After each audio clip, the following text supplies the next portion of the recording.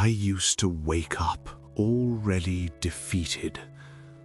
Let me tell you how a woman with paint on her shoes and a ridiculous theory about magnets taught me that I wasn't seeing reality. I was creating it. That my negative talk wasn't observation, it was instruction. And that changing what I looked for changed everything I found. My name is Samuel. I'm 37 years old. I work in logistics, which is a fancy way of saying I track why things are late and who to blame. For 15 years, I believed I was a realist, that I saw clearly while others wore rose-colored delusions, that my cynicism was intelligence, my complaints were analysis, my pessimism was protection against disappointment. I was exhausting. I just didn't know it yet. The old me started every morning the same way. Alarm, too early, always too early. Weather check, rain, too hot, too cold, never right. News scan, disaster, corruption, the world ending in slow motion. Coffee, burnt, expensive, necessary evil. Commute, traffic, idiots, the same faces I'd learned to resent without knowing their names. I narrated my life in complaint, not dramatically, just constantly, a low-grade mutter of dissatisfaction that I mistook for honesty. The elevator's always broken when I'm late. Of course it rains. I have that meeting. Nobody knows how to drive in this city. My boss never appreciates the extra work. Why does everything have to be so difficult? I said these things to colleagues who stopped responding, to baristas who stopped asking how I was, to myself, in mirrors, in traffic, in the silence before sleep. I believed I was processing, venting, being authentic. What I was doing was training my brain to find evidence for a verdict I'd already reached. Everything is terrible, and I am its victim. The breaking point was ordinary, but Tuesday. Grey, drizzling, the kind of day that confirmed all my assumptions about existence. I was rushing to work, late because, of course, because the universe conspired against me. And I collided with a woman at the corner of 5th and Morrison. Coffee everywhere, hers, mine, mixing on the pavement. My white shirt ruined, her canvas bag soaked, the perfect encapsulation of everything wrong with everything. Watch where you're going, I snapped. Some of us have actual jobs to get to. She looked at me, really looked at me. Not with anger, which I expected, not with apology, which I might have accepted. With curiosity, as if I were a puzzle she was solving. I do have a job, she said. I'm a muralist, and I'm not late because I don't believe in it. Time expands to fit our attention, but you, she tilted her head, you're having a terrible life, aren't you? Not just a terrible morning, a terrible life. Excuse me? Your language. Some of us have actual jobs to get to, as if mine isn't real, as if my time matters less. That's not about me, that's about how you see everything, through a filter of shortage, competition, disappointment waiting to happen. I don't see beauty in strangers. I don't see anything in strangers. Exactly. You've trained yourself not to. Today, you'll train differently. For 6 hours, I walked the neighborhood, Mary gave me assignments. Find someone who looks like they're carrying joy. Find someone who seems lost but not afraid.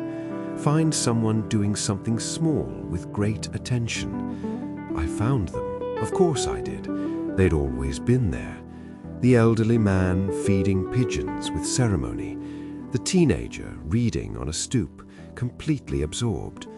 The construction worker dancing slightly to music only he heard. I reported back. Mary painted. Not my descriptions exactly, her interpretation, her vision, but informed by what I'd noticed, by what I'd chosen to see. "You're a filter," she said, as we cleaned brushes, "not a camera. You don't record reality objectively. You select, emphasize, ignore. Most people filter for threat, survival mechanism, useful in actual danger, exhausting in ordinary life. You can choose a different filter, not delusion, just different emphasis. How?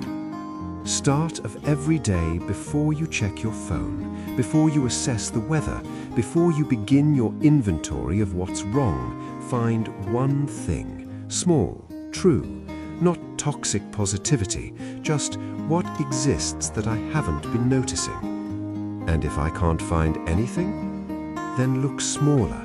The texture of your coffee, the sound of traffic as music, the fact of breathing, which is remarkable, which we forget because it's constant. Attention is the only resource we truly control. Spend it deliberately. I practiced. Not perfectly, not consistently, but I practiced.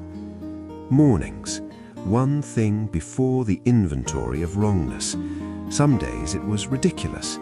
The cat's specific weight on my feet, the particular blue of early light, the absence of pain, which is itself a gift we only notice when it's withdrawn. Throughout the day, catch the complaint before it speaks. Ask, is this true or is this habit? Is this useful or is this just rehearsal of grievance? Not suppression, honesty. Some things were genuinely wrong.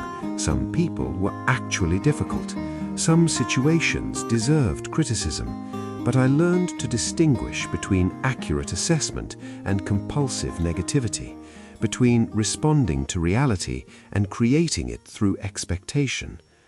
I started noticing changes, not in the world, in me. I had more energy. Conversations lasted longer because I wasn't waiting for my turn to complain. Colleagues sought my input, not because I was suddenly brilliant, but because I was suddenly present, not performing grievance. Adam from accounting, who I'd dismissed as boring, turned out to know everything about jazz.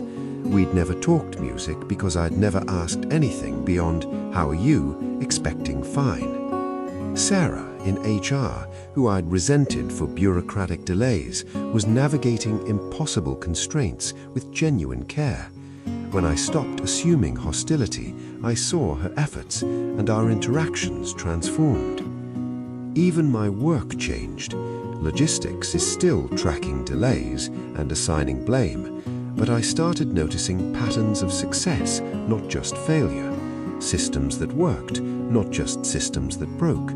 People solving problems, not just creating them. The job was the same. My attention was different. And attention, Mary taught me, is the architect of experience.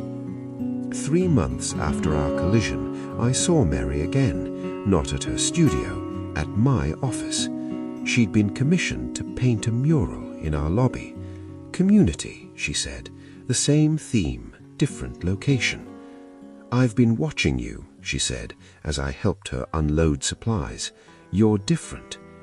Is that your professional assessment? That's my human observation. You walk slower, you look at people longer, you seem surprised, as if the world turned out to be more interesting than you had expected. It was always interesting.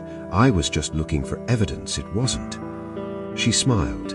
"The magnet theory. You're attracting different things now, not because the universe rewards positivity. I'm not that kind of teacher.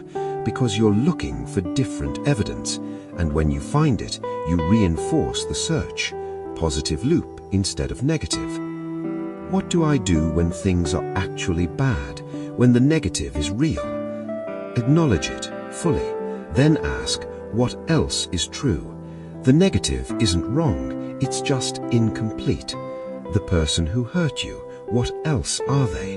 The situation that failed, what else is happening? Not to dismiss the pain, to contextualize it, to keep it from becoming the whole story. She handed me a brush. Help me with this wall. Find the beauty in this building, these people, this moment. I've trained you, now practice publicly. I painted that afternoon, badly, enthusiastically, visible to everyone I worked with. The mural grew. Faces of colleagues I'd never really seen, rendered in Mary's style, informed by my attention. People stopped, commented, recognized themselves or didn't, or saw their workplace transformed through someone else's eyes. I was no longer Samuel the complainer. I was Samuel who notices, Samuel who paints, Samuel who changed. The lesson, if you need it: your mind is a magnet, but you're holding it. You're not passively receiving reality. You're actively constructing it through what you seek, what you expect, what you rehearse. Negative talk isn't honesty, it's habit. It's a filter installed so long ago you forgot you could change it. And it creates the world it describes, because you'll find evidence for any verdict you reach in advance. This doesn't mean forcing happiness, denying difficulty, performing gratitude you don't feel. It means genuine attention, deliberate search, the courage to look for what's working, what's beautiful, what's possible, and to find it consistently until your brain learns that pattern too. Start small. One thing every morning before the inventory of wrongness. Throughout the day, catch the complaint and ask, is this true or is this just familiar? At day's end, notice what you noticed. You're not changing the world, you're changing your relationship to it. And that, it turns out, changes everything. I'm Samuel. I still work in logistics. I still deal with delays and problems and human complexity. But I wake up differently now, not defeated, curious, ready to find what I've been missing. The magnet is in your hand. Point it where you want to go.